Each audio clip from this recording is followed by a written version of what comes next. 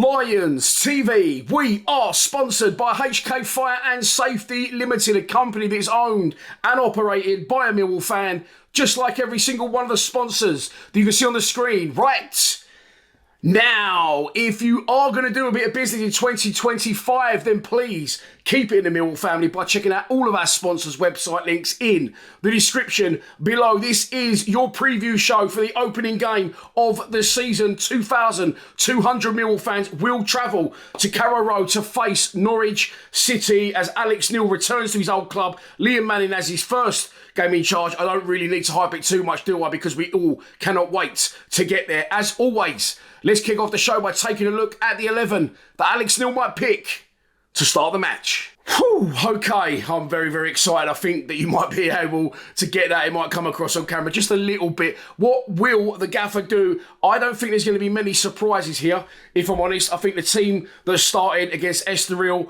on Saturday is more than likely going to be the team that starts the match, especially as they had a very, very good performance. I wasn't at the game.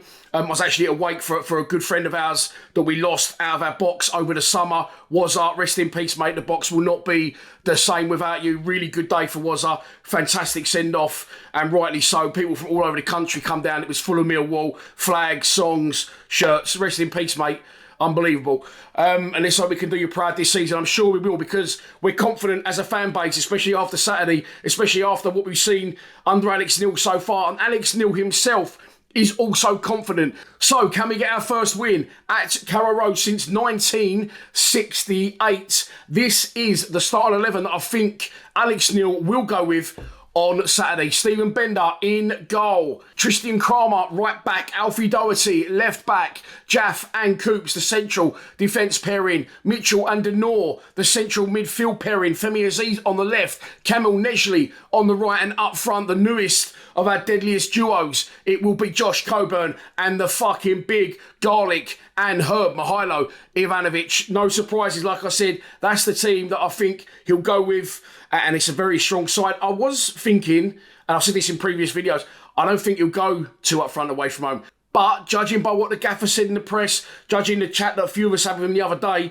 and what I've seen on Millwall TV Plus, he said, we're really confident. We want to get bums off seats. We want to cause opposition teams problems. We want to create chances. We want to get in the final third and let them worry about us a bit more. So it is bold if he does go with a 4-4-2, but I like it. And, it would never have happened in a million years under Gary Rowett, would it? It would have even happened under Neil Harris, to be fair. We would have been hard to beat. We would have been aggressive, and we would have relied on a set piece or a long ball. But we're actually playing a lot of nice football under Alex Neil, and I'm buzzing for the confidence going into the new season. I just hope it isn't false hope, but I don't think it will be. Let's move on to our opposition. As we already mentioned, it's Norwich City. Managed by Liam Manning, he took Bristol City to the playoffs after a good couple of years in charge there at the back end of last season. I don't know a lot about other teams' players and managers. I'm always open about that. But I do know a bit about Liam Manning. I've been keeping my eye on him because he got the job there pretty much the same time as Joe Edwards got the job at Millwall. It didn't work out for Edwards, but it's definitely working out for Manning, and he's gone about his work at Bristol City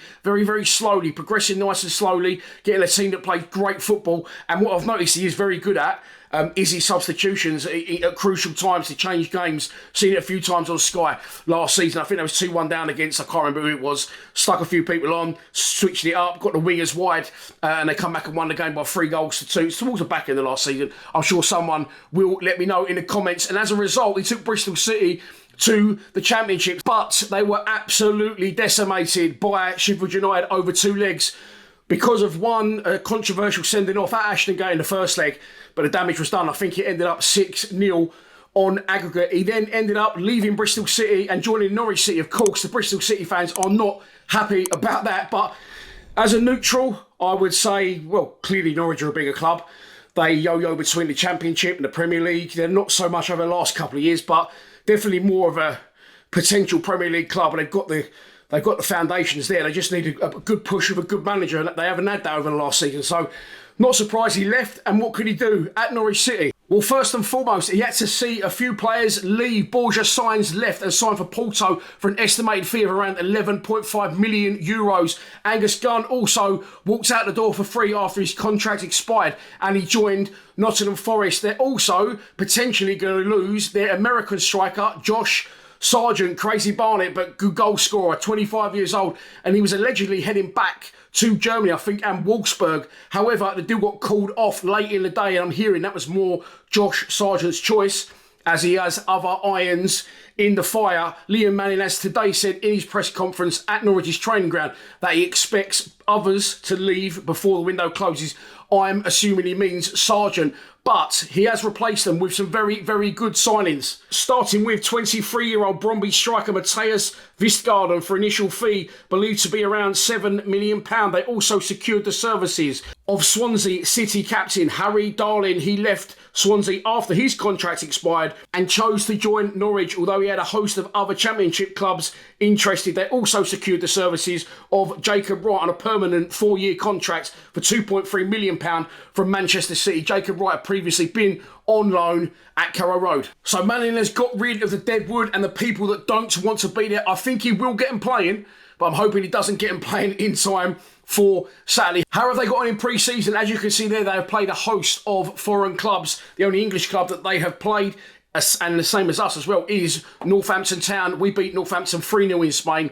They beat Northampton by 3-1. So you can only sort of scope it from that, although you can't read too much into it. At this point, let's stop messing around. Let's move on to a prediction. And so, this is your pre-match prediction, and here we go. We're going to get our first win at Carrow Road since 1968. I'm going for a 2-1 Millwall win. I'm going for Josh Coburn to give us the lead, Norwich to peg us back, but I'm going for a late winner from, you've guessed it, the giant garlic and herb, Mihailo Ivanovic, to give us 3 points, send 2,200 Millwall fans into ecstasy and put us top of the table come 5 o'clock. And so that is your lot for the opening preview show of the season. Please check out the fan score predictions for the other boys at Lions TV that will go out in and around this video. Just before I wrap the show, I want to say a big thanks to Kev Toomey, the Toominator, Looney Lifts, the Wallpaper Man.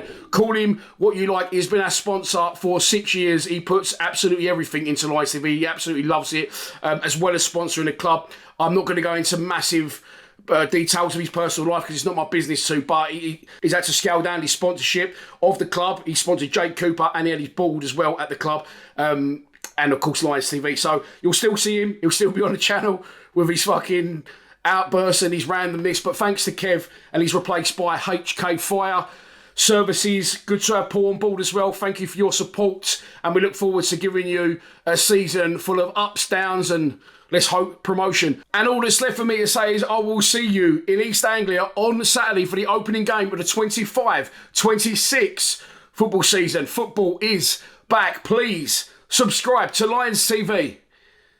Come on, you Lions.